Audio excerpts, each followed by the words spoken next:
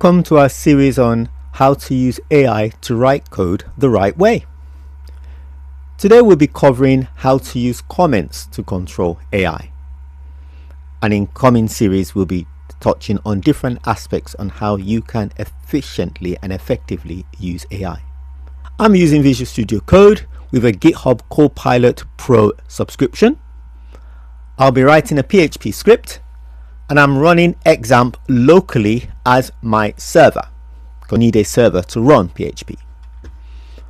Okay, let's start by adding in a comment telling the AI exactly what I want it to do. So inside here, I'm simply going to use a comment. Here's how you add comments in PHP. And I add my comment saying, write me a simple PHP function named my greetings that prints welcome user's name to writing PHP. Now this is a well-known way of sending information to an AI model. It should know that that is going to be a variable that it has to interpret. So I've given it everything I want here, and now I just hit the carriage return here and notice what happens. Now to accept that, I simply hit the tab key. Okay, let me hit carriage return again and I hit the tab key again. Brilliant. So obviously you do have to know something about the programming language you are using to be able to use AI efficiently if you're going to direct it. And that's my whole point.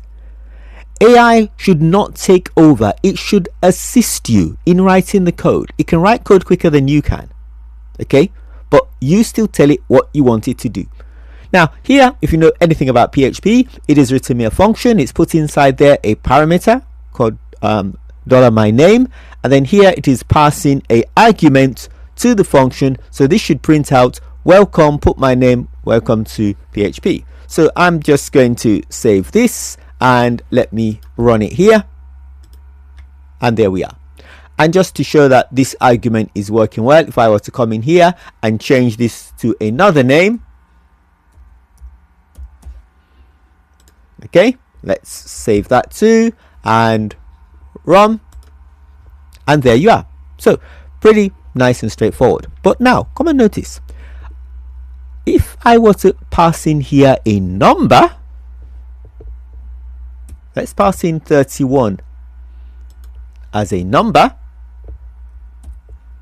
Let's see what's going to happen. It prints the number out. Not very clever, because I want that to be a name. Now, as I said, you have to know about the language that you're using. I think that's important. Programming is not going away. If you are using AI and you don't understand anything about programming, yes, for the next 2-3 years, you might find yourself enjoying it. But I can tell you there will come a shift, it's already coming, where you need to know what you're writing, because they still need people to fix the errors that AI often writes, and sometimes it writes bad code. So notice what I'm going to do here. I'm now telling it that that should be a string. But as you can find out, that's not going to solve the problem. So saving that again, and let's come and run that. It still returns for me a number. So what is going on? I want this to be a bit strict. Now I can tell you the reason why that's happening is because PHP does what is known as type juggling, and so it is quietly converting that into a string and passing it along. Now if you were not aware of what is happening, you could actually go in and you could ask it, and just click on toggle, bring up your AI model and ask it here, why is it not being converted? Why is my string not implementing that? And it will probably tell you to add strict mode. Now I'm asking it to add strict mode there, okay? And now notice what it's done there is added strict mode at the top. So I'm now going to accept that by hitting my tab key. And now let's come and run this again. So I'm still passing in 31, and oh, look what happens now.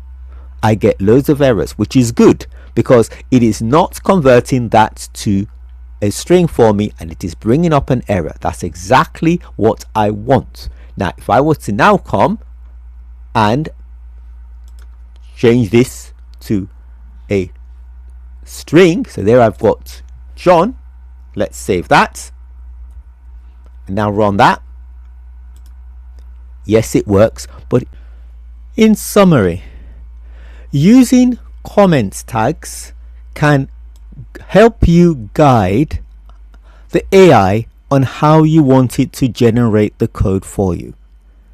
Now, I've been using Visual Studio Code for this, but I know it also operates in other IDEs. But that's the first tip that I'm giving you in this short how-to. That's the first item in this series, and in the next series I will bring you another tip on how you can guide your AI model in writing the code for you in the most efficient way and learn as you go along. Thank you very much. Please remember to like and subscribe.